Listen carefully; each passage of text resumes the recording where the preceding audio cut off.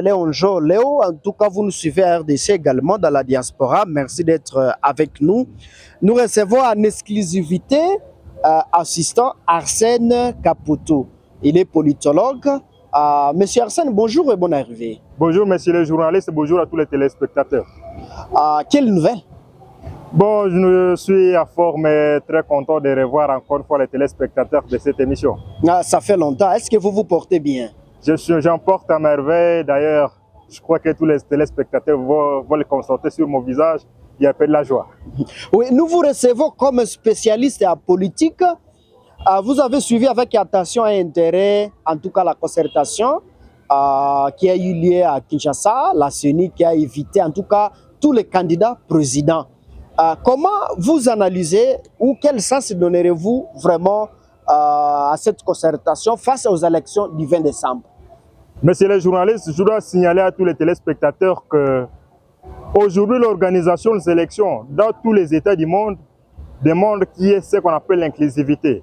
Alors si aujourd'hui les candidats présidents de la République ont été évités par la CENI à une concertation, c'était parce que la CENI doit partager ces informations avec ses candidats présidents pour leur dire à quel niveau la CENI elle se trouve, comment évolue le processus électoral. Et c'est dans ce sens-là d'ailleurs que cette activité rejoint la simple pensée de Mahatma Gandhi qui disait « Si vous faites une chose pour moi, vous la faites quelque part contre moi ». Ce qui signifie qu'aujourd'hui, le fait que la CENI ait évité ces candidats présidents de la République en cette concertation, cela signifie que ces candidats-là sont d'accord avec le processus électoral et ils seront aussi recevables vis-à-vis des résultats qui sortiront de ces élections-là. Martin Fayoulou était là également. C'est depuis 2018. En tout cas, il n'avait jamais en tout cas salué M. Félix Tshisekedi Tshilombo. Comment vous donnez vraiment cette salutation, l'embrassade? Quel sens en tout cas donnerez-vous à cette embrassade? Cette attitude, ça s'appelle l'attitude des hommes d'État. Un homme d'État ne peut pas être rancunier, un homme d'État, il doit avoir un cœur grand. Quand je dis qu'il doit avoir un cœur grand, cela signifie qu'il doit être capable de supporter les secousses, les hauts et les bas. Séance, Martin Fayoulou a serré la main, que nous appelons généralement la main d'amitié, au président de la République, Félix Antoine Tshisekedi Tshilombo. C'est pour lui dire que pendant encore le concours, non, la compétition dans laquelle il va se lancer, il faudra que le plus aimé par la population ou que le meilleur gagne. Et c'est cela qu'on appelle le fair play. Le fait pour les acteurs politiques en compétition de se serrer la main signifie aussi que c'est aussi une leçon que ces candidats-là nous ont donné, nous les habitants, de dire que nous ne devons pas nous bagarrer parce que vous êtes du camp X et que l'autre est du camp Y, que vous devez vous bagarrer parce que tout simplement vous ne partagez pas la même vision, la même réflexion, tout simplement parce que vous soutenez des façons de nous dire que sur terrain, nous devons plutôt conjuguer les efforts, que les maires gagnent. Parce que le plus important, lorsqu'on dit que la démocratie, c'est le pouvoir du peuple, par le peuple, pour le peuple, c'est le peuple qui pourra trancher à dernier ressort. Et c'est dans ce sens-là que Fayoulou et Tshisekedi nous disent que nous devons collaborer et que nous devons plutôt nous préparer à cette compétition. Parce que ça s'appelle la loi de la compétition, que les meilleurs gagnent. Oui, toujours avec vous, monsieur Arsène Kaputu. En tout cas, pensez-vous que vraiment les élections auront lieu? Les élections auront lieu parce que jusque-là, le 20 décembre 2023 n'est pas encore arrivé. Et nous avons encore espoir. Et j'estime dans ce sens-là que le fait qu'aujourd'hui, ces candidats-là sont en train de collaborer, cela signifie que dans cette concertation, la CENI a mis au point ces différents candidats par rapport au processus. Ce qui signifie qu'aujourd'hui, tous les ambitieux, là, tous les candidats, députés nationaux, provinciaux, candidats président de la République, personne ne doit baisser les bras. Parce que jusque-là, même la campagne n'a pas encore commencé. Il faudra que chacun commence à faire ce qu'il peut faire. Autrement dit, il revient à la CENI, parce que c'est elle l'organe qui est censé organiser les élections dans notre pays, de dire s'il n'y aura pas d'élection. Mais nous, comme citoyens, nous ne pouvons pas nous permettre de prêter des intentions à cette CENI-là. Encore moins que cette CENI est indépendante dans son fonctionnement. C'est la raison pour laquelle moi, comme beau citoyen, et surtout positiviste dans ma réflexion, j'ai confiance que les élections auront lieu. Et alors, c'est dans ce sens que ce sont les faiblards qui commencent à raconter des histoires que non, les élections peuvent ne pas avoir lieu. Si les élections n'auront pas lieu, on pourra le constater les jours où la date arrivera. Mais jusqu'à preuve du contraire, Et comme la CENI est en train d'inviter les candidats députés, non, les candidats présidents de la République à une concertation, c'est une façon de leur dire que la CENI est sereine dans l'organisation des élections en RDC et qu'il faut qu'ils se préparent chacun à son niveau. Oui, quel message pouvez-vous en tout cas adresser ou donner aux candidats présidents, mais également aux candidats députés nationaux et provinciaux?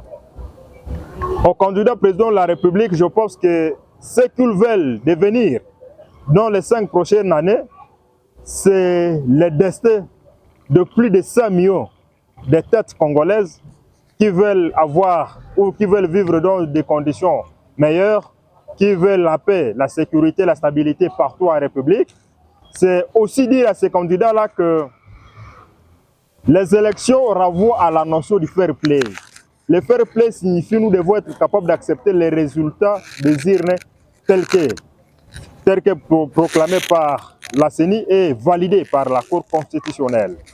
Cette fois-ci, à ces opposants-là et aux autres ambitieux, d'être prudents. Vous présentez un recours sans preuve, il sera recevable mais non fondé. Si en 2018, Martin Fayoul n'a pas eu gain de cause, c'est parce qu'il s'est fié sur les PV de l'Église catholique qui n'est nulle part considérée comme une institution politique en RDC.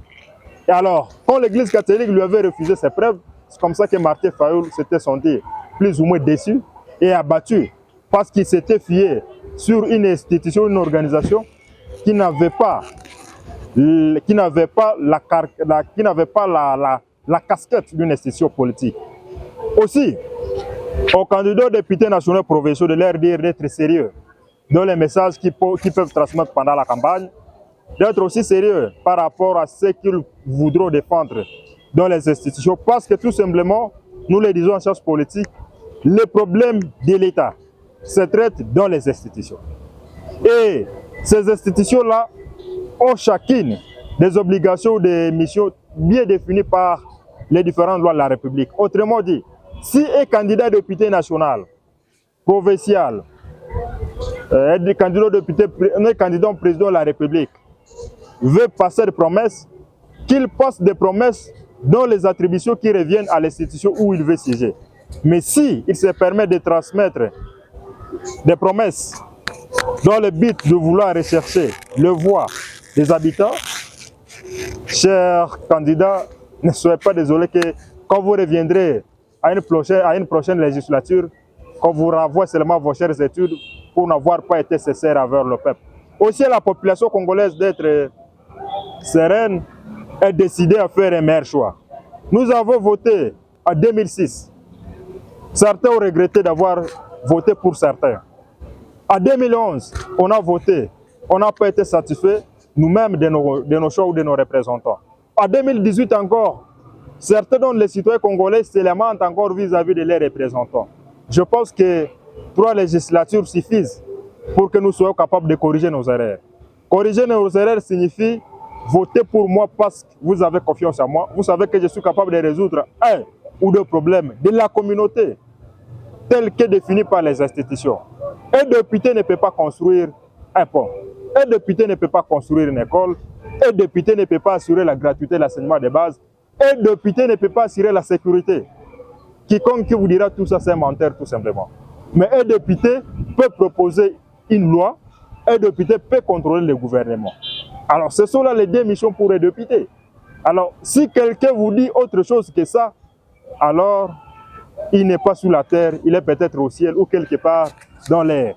Voilà un peu, monsieur le journaliste, le petit message que j'avais à transmettre vers tous les téléspectateurs de cette émission, mais aussi vers ces candidats-là, députés provinciaux nationaux et candidats présidents de la République. En tout cas, nous vous disons merci, monsieur Arsène Kaputu. Je rappelle aux internautes que vous êtes spécialiste en politique, donc vous êtes politologue. Nous vous disons en tout cas merci beaucoup. Merci aussi d'avoir passé à ma modeste personne. Merci aussi à tous les téléspectateurs de nous avoir prêté attention.